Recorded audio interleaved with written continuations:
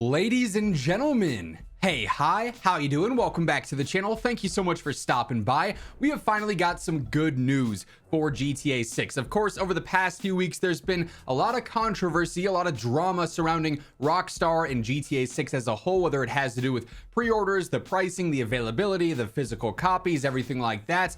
But just the other day, we did get some interesting information on some expectations for the game. There's already been a lot of concern, a lot of hesitation about GTA 6 living up to the standard of Rockstar games, comparing it to RDR2, GTA 5, GTA 4, etc. here, particularly when it comes to the direction, the style, the vibe, the aesthetic of the game, and where the story will take us. Is it going to actually be like a Rockstar game? Are they going to adapt and make it new because there has been some turnover at the company? Particularly a major concern that it seems like people have, a comment that I've seen a ton on this channel across social media, is that this game won't be like previous GTAs, or this game won't be like RDR2 or even the original Red Dead, whatever, because Dan Houser is no longer at Rockstar. Of course, one of the co-founders, he's credited for a ton of Rockstar's success as a whole. However, he left in 2020 to form a different studio. And with that, a lot of people started raising the red flag. Oh man, Rockstar is going to go downhill now. However, just recently, Cade Onder, who currently writes for IGN, who's also done some really cool individual work on his YouTube channel. He did like a whole MW3 documentary that was really cool. He recently posted a video titled "The GTA 6 Will Not Fail Without Dan Houser." And in this, he details who is still around at Rockstar, the main names that we need to be aware of when it comes to original designers, long-term employees that still have major impacts on the game, to kind of settle down some of the worry that is out there. So going back to Dan Houser here briefly, obviously leaving in 2020 means that a massive chunk of what GTA 6 is was still being worked on while he was still at Rockstar. I mean, this game has been in development for so long. A lot of what he was working on prior to his 2020 departure was GTA 6. A lot of it being written, especially by then, because that's kind of the first integral parts of the game, is writing it, building out the narrative, figuring out how you're going to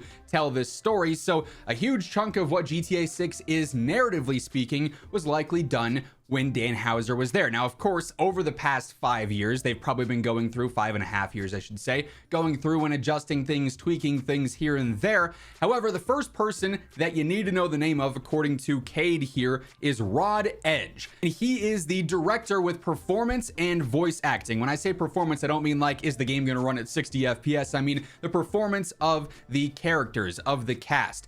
And he is apparently very high up in the game's direction, and is really involved in how the game is going to play out.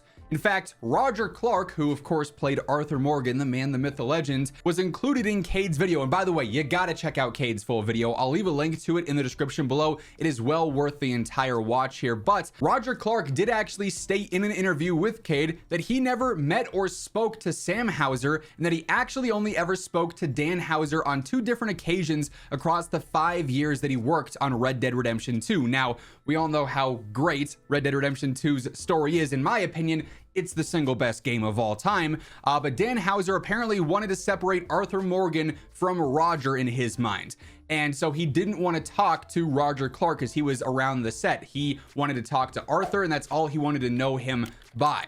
Then GameRoll posts this tweet here. I love hearing about these behind the scenes tidbits, and I also adore hearing about the different creative processes. Every individual is unique, and it's awesome to hear a bit more about what went into creating Red Dead Redemption 2. Rod Edge was the person who would direct the cast on set. It's likely that this is the case for GTA 6 too. Can't wait to hear about this game's production after it comes out. So Rod Edge is that first name that definitely is going to have a massive impact on what GTA 6 is. And if you liked the direction of GTA 5, RDR2, etc., Rod Edge played a huge impact in that. And by the way, if you want to make sure you are in the know for everything you need to know for GTA 6, I got you covered whenever there is major news, major info to discuss. So be sure to hit that subscribe button and turn on those post notifications. And of course, if you guys enjoy this video, a like rating is always seriously appreciated as well. Much love for all the support on all the content as of late. There's also some other names though that Cade points out in his video that are worth knowing about to sort of calm that worry going into GTA 6. Is this game going to be a completely different style, a completely different vibe from old Grand Theft Autos, or is it still going to be the very edgy, very out there, outlandish game that we all know and love? Michael Unsworth and Rupert Humphreys are two other names.